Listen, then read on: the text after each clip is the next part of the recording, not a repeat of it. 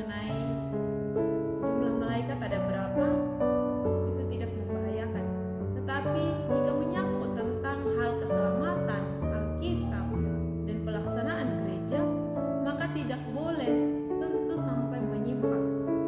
Oleh sebab itu, saudara yang terkasih, mari kita bersama-sama belajar bagaimana cara menafsir Alkitab dengan ilmu hermeneutik yang benar. Pada kesempatan kali ini kita belajar dari buku Dr. Suhento Liau. Dalam bukunya ini ada terdapat cara menafsir Alkitab dengan benar, dengan 12 penting yang harus kita ingat dalam menafsirkan Alkitab. Yang pertama, kita harus memperhatikan kesatuan Alkitab. Siapapun orang percaya yang meyakini Alkitab itu adalah firman Allah, berarti percaya juga Alkitab adalah perkataan dan pendapat Allah. Untuk menyampaikan sesuatu dengan satu arti, maka sudah tentu Allah berbicara dengan satu arti pula. Tentulah Ia tidak mempunyai niat untuk membingungkan kita, bukan? Melainkan justru untuk berusaha agar kita memahami maksud dan niatnya. Kalau Allah menyampaikan dua kebenaran dalam satu ucapan, maka hasilnya adalah kebingungan. Oleh sebab itu, dalam menafsir Alkitab, pastinya hanya ada satu kebenaran atau kesimpulan yang benar. Dan untuk menafsir Alkitab, kita harus berusaha menemukan makna yang sesungguhnya atau maksud yang ingin Allah sampaikan di dalam perkataannya. Yang kedua, wahyu progresif atau progressive revelation. Ketika menafsir Alkitab, hal yang pertama yang patut kita ketahui ialah bahwa Alkitab kita bukanlah sebuah buku yang dijatuhkan dari langit, melainkan ditulis oleh manusia yang dipakai Allah sedikit demi sedikit. Alkitab adalah wahyu Allah kepada manusia yang bertambah dari sedikit menjadi banyak, atau dari yang sederhana menjadi sempurna. Proses pertumbuhan atau perkembangan wahyu terlihat jelas dari kitab Kejadian hingga ke kitab Wahyu. Siapapun yang gagal memahami atau melihat progresivitas ini atau perkembangan ini, wahyu Tuhan dalam Alkitab akan gagal ditafsirkan dengan topik utama Alkitab, misalnya doktrin keselamatan. Ia juga akan gagal melihat perkembangan tata ibadah dari ibadah simbolik ke ibadah hakikat dalam roh dan kebenaran. Alkitab selanjutnya ialah akan tersisa bentuk-bentuk ibadah simbolik dan ritual dalam gerejanya. Yang ketiga yang harus kita pahami dalam menafsir Alkitab adalah perbedaan approach atau pendekatan dalam dispensasi zaman. Maksudnya di sini, paradigma tiap-tiap zaman memiliki keunikan tersendiri. Di zaman yang berbeda akan bisa salah menafsirkan sesuatu yang tidak terjadi di zaman sebelumnya. Oleh sebab itu, kita harus mampu menyesuaikan zaman pada saat itu dalam menafsir. Yang keempat, memahami prinsip poin dengan kedua sisinya. Yesus Kristus adalah 100% sepenuhnya Tuhan dan 100% juga manusia. Ini adalah kebenaran Alkitab, bukan kebenaran yang dibuat oleh manusia. Walaupun sulit untuk dipahami, namun kita harus menerimanya. Demikian juga dengan kedaulatan Tuhan yang adalah 100% dan tanggung jawab manusia juga di dalam dirinya ada 100%. Gagal memahami kebenaran ini akan menyebabkan kesalahan dalam penafsiran Alkitab. Saksi Yehuwa, dulu bernama Saksi Jehovah, gagal memahami yang pertama, sedangkan aliran Calvinis atau Reformer dan Arminian gagal memahami kedua hal ini. Itulah yang menjadi dampak ketika gagal memahami prinsip tentang sepenuhnya Allah dan juga sepenuhnya manusia. Yang kelima, untuk menafsir yang harus kita pahami adalah pahami plan A dan plan B. Sifat Tuhan tidak pernah berubah, namun program Tuhan bisa berubah. Setelah menciptakan alam semesta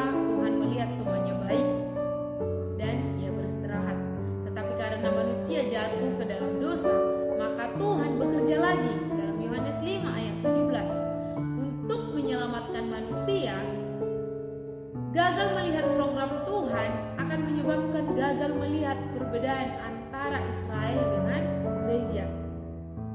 Akhirnya dapat kita simpulkan bahwa seorang penafsir yang memahami dengan jelas kasus A yang ditolak dan digantikan dengan plan B akan menghasilkan kesimpulan penafsiran yang lebih tepat dan lebih konsisten. Ia akan dapat memilih dengan tepat bagian-bagian firman Tuhan yang bernuansa masih dalam program plan A, karena prinsip penafsiran menurut Paulus ialah memotong dengan tepat dan meletakkan potongan pada tempat yang tepat. Poin yang keenam yang harus kita pahami adalah memahami berbagai disiplin ilmu teologi. Hasil penafsiran yang tepat dan benar pasti tidak saling bertentangan.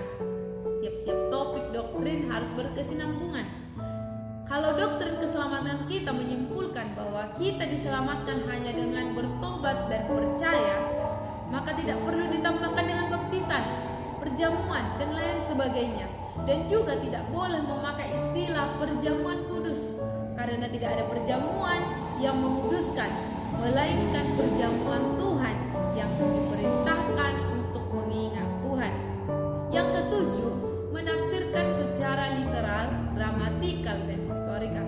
Ingatlah prinsip ini dalam menafsir. Tafsirkan secara literal jika masih bisa secara literal.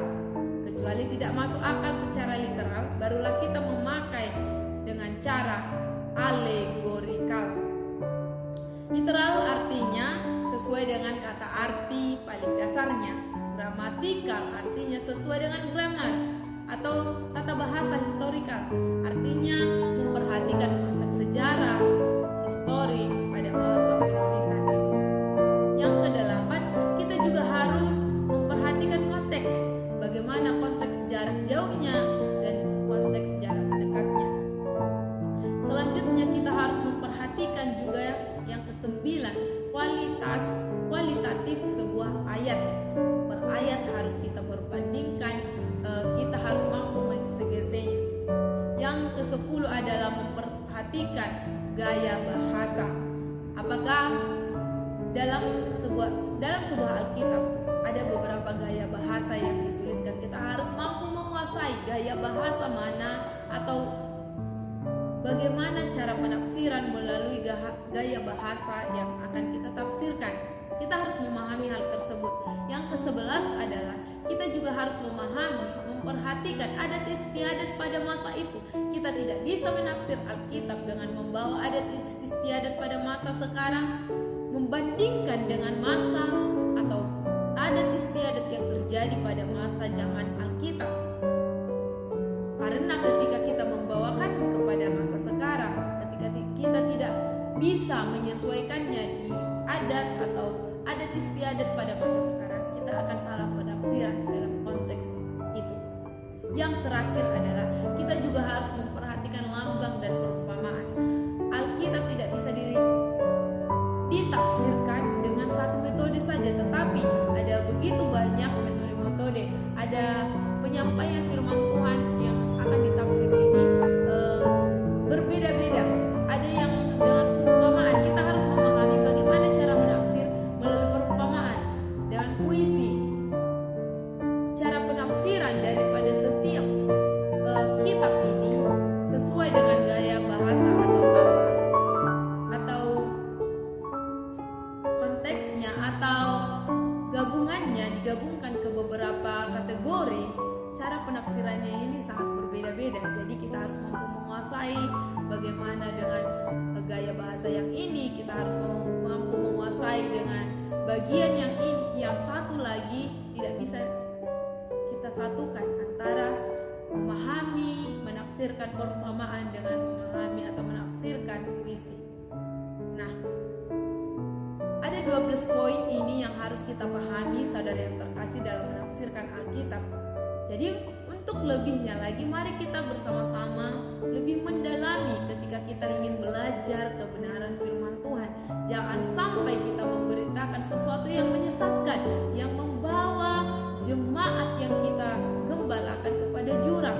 Tetapi biarlah kita bersama-sama mari belajar belajar dengan merendahkan, mengikuti tuntunan Roh Kudus, belajar memahami apa yang hendak Tuhan sampaikan melalui firman-Nya. Demikian 12 poin yang kita pelajari bersama-sama dari buku Dr. Suharto Liau dalam bukunya tentang